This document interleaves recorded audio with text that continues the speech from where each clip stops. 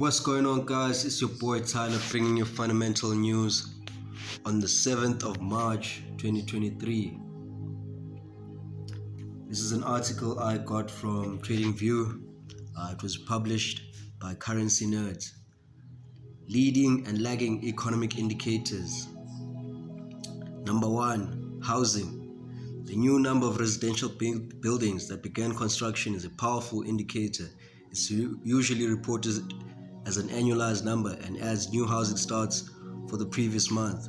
The report is highly correlated with the building permits report because a permit must be issued before the start of construction. New housing starts and the number of issued building permits are widely followed by traders as they produce a ripple effect in the economy, including new jobs for construction workers and a higher demand for other construction services that are needed in the housing building. A housing report that comes in better than expected is considered good for the economy. While a decrease in the number of new housing starts can spark recession fears, it's also important to note that this is a cyclical indicator, as there are more new housing starts during summer months than during winter months. Central bank policies. Central bank policies are arguably the most important leading indicator in the markets. Central banks hold regular monetary policy meetings, typically every quarter, where they assess the current economic conditions and adjust their monetary policy to stimulate the economy, ensure full employment, and keep prices stable. Central bank meetings are widely followed as they provide valuable clues about how the central bank views the future of the economy. If they feel the economy needs additional stimulus, central banks will often turn to quantitative easing and rate cuts. What that means is they will lower interest rates. Conversely, if the economy is doing well and inflationary pressures are building up, central banks will hike rates to cool down economic activity. While trading central bank currencies policies is not an easy task, unexpected changes often lead to significant volatility in the markets.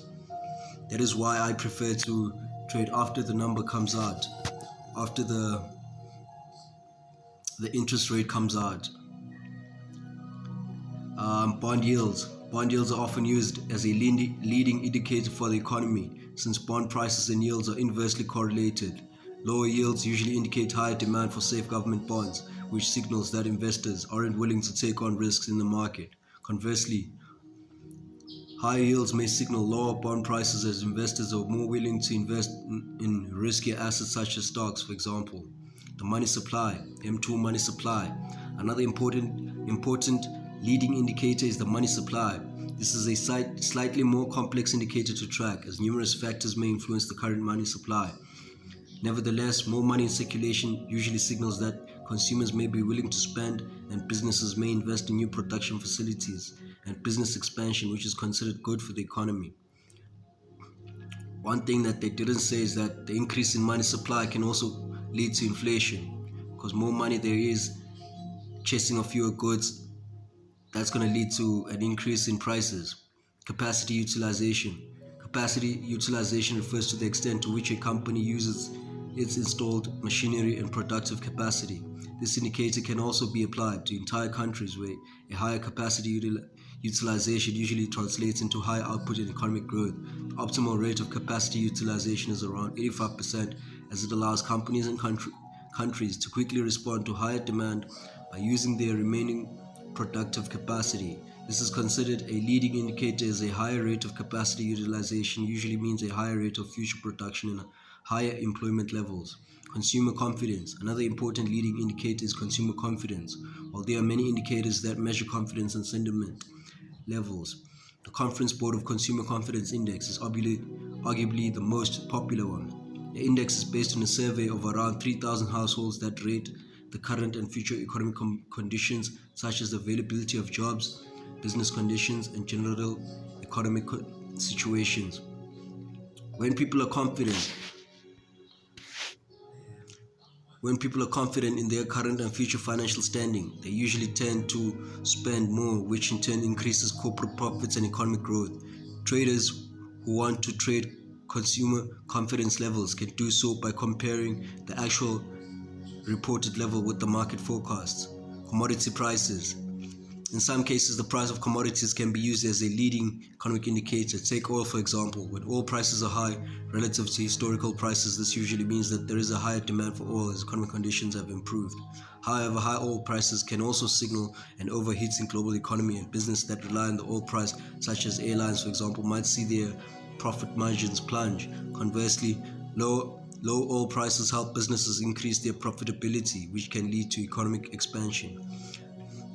Another thing with oil, it can lead to a rise in inflation or food prices, because in the supply chain, right,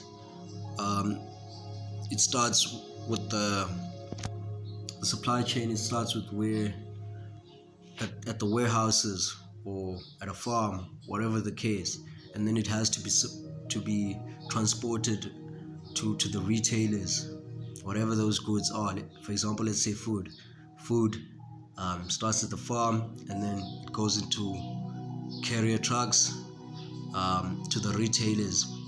And if oil prices are high, that's going to affect the final price at the retailer, because they have to take into consideration the price of oil. Number 8, stock indices. Last but not least, stock indices can also be used as a leading indicator for the economy. When companies are doing well and earnings beat forecasts, stock markets usually rally. However, the price of stocks and the value of stocks indices also discount future economic conditions as perceived by investors and other market participants. If they think that economic growth will persist, stocks will rise and vice versa. That's why following the stock market could be a good idea to get a feeling of how the economy might perform in the future. Stock indices include your Nasdaqs, your S&P 500s, and your Dow Jones.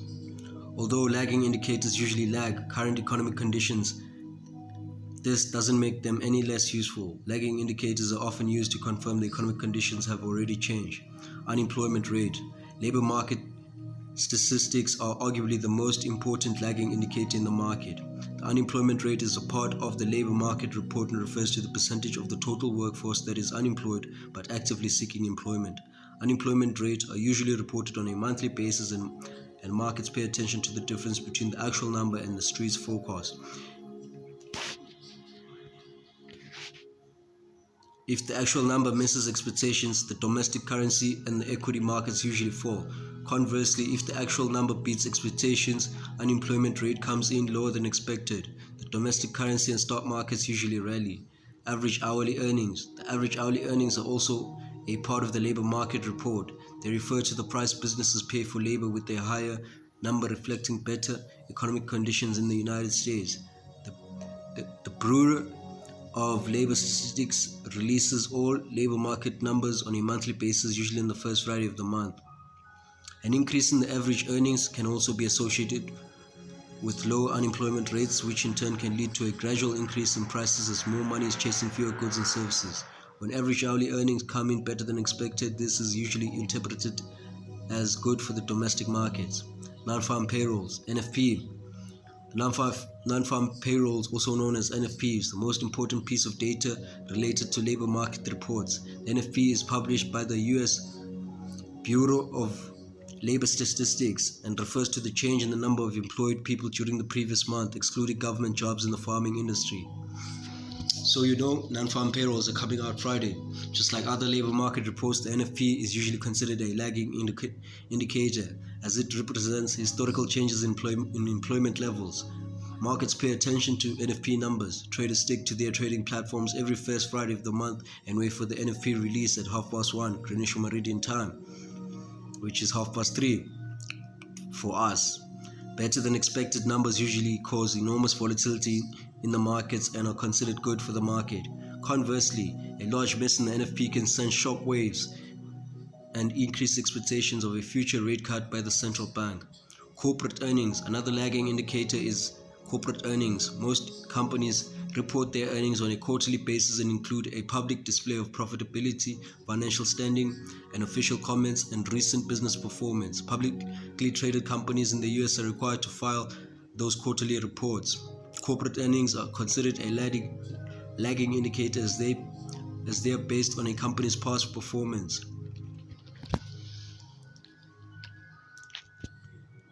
Lagging indicators such as corporate earnings are often used to confirm a new business cycle, such as economic slowdown or an upcoming recession. Coincident indicators.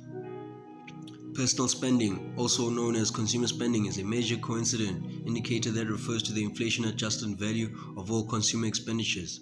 Consumer spending typically accounts for around 70% of a developed country's GDP, and it's one of the most important measures of economic health. In the US, consumer spending report is released by the Bureau of Economic Analysis about 30 days after the month ends. However, the impact of the report on the markets can sometimes be muted because the retail sales report is released about 2 weeks earlier. Retail sales. Retail sales measures the change in the total value of sales at the consumer level. It's released by the US Consensus Bureau around 13 days after the month end. Given its timely release, retail sales are considered a primary gauge of consumer spending and overall economic activity in the reported month. When retail sales miss market expectations, markets tend to react quite turbulently, as retail sales play an important role in the future economic growth. GDP, Growth Domestic Product Report, also known as GDP, measures the change in the total value of all goods and services produced in a country during a specific period of time. The GDP report is the broadest measure of economic activity and an important coincident indicator. Still, the GDP report tends to have a muted impact on the markets because there are more timely reports that can be used to anticipate economic activity. The Gross National Product, GNP, is quite similar to the GDP, with the main difference that the GDP also takes into account the net income from foreign investments. Just like the GDP, the GNP is a widely followed coincident indicator that provides a broad measure of current economic conditions and activity. Industrial production is another coincident indicator that measures the change in the total inflation-adjusted value of output produced by industrial manufacturers. It's an important indicator that reflects the current economic conditions because production quickly reacts to changes in the business cycle. Consumer Price Index. The Consumer Price Index, also known as the CPI, measures the change in the price of goods and services at the retail level. It's a major inflation report as consumer prices account for the majority of overall prices increases over a period of time. Traders focus on the CPI report because central banks closely follow price changes in the economy. An increase in inflation can lead to higher interest rates, while a decrease in inflation can lead to rate cuts due to the central bank's mandate to keep prices stable. CPI measures inflation, guys. The Producer Price Index, PPI, is another major inflation report that tracks the price changes of finished and intermediary goods and services purchased by producers. The PPI report is usually released one business day after the CPI report, which makes its impact on the market somewhat muted. Nevertheless, traders pay attention to the PPI because an increase in the overall price in the production process can sometimes lead to cost push inflation.